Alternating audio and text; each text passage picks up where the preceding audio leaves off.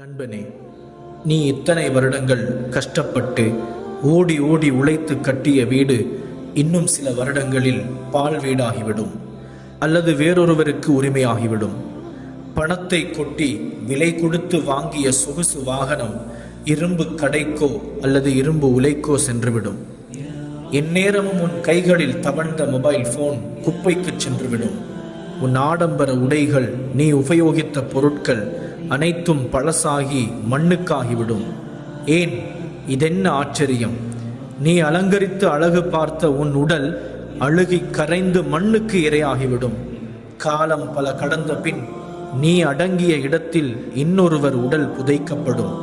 இறுதியில் நீ அடங்கிய 6 அடி குழி கூட உனக்கு சொந்தமில்லாமல் போய்விடும். அழிந்து போகும் உலகிற்கும் அழுகி போகும் உடலுக்கும் உன் காலத்தை வீணடித்தாயே. அழிவில்லா உன் உயிருக்கு எதை மீதம் வைத்திருக்கிறாய்?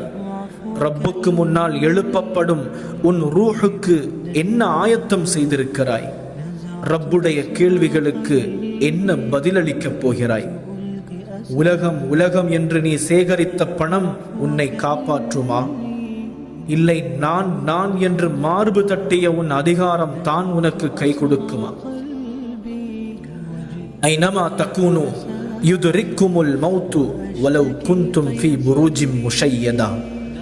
பலமாக கட்டப்பட்ட இரும்பு கோட்டையில் நீ இருந்தாலும் மரணம் உன்னை பிடித்துவிடும். அந்த மரணத்தை மறந்துவிட்டாயா? ஃபகஷஃப்னா அன்க கிதாஅக ஃபபஸருக அல்யௌம ஹதீத். மரணத்தையும் மறுமையையும் மறைத்திருந்த உன் விழித்திரை மரண நேரம் கிழிந்துவிடும்.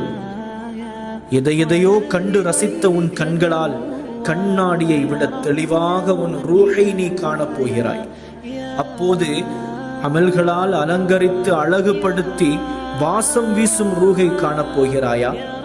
இல்லை, பாவங்களால் அழுக்கடைந்து நாற்றமடிக்கும் ரூஹை நீ காணப்போகிறாயா?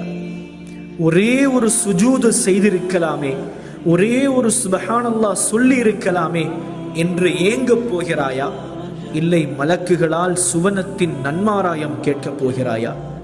நண்பனே, மறுமைக்காக நீ எதை முற்படுத்தி வைத்திருக்கிறாய்? சுவனத்தை வாங்க நீ எதை சம்பாதித்து வைத்திருக்கிறாய்? இப்பொழுதே விழித்துக்கொள்.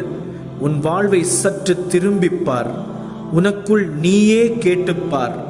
கடந்த காலம் அது கடந்து விட்டது. இருக்கும் காலம் அதை இறுக்கி பிடித்துக்கொள். தௌபாவின் பக்கம் அவசரமாக மீண்டு கொள்.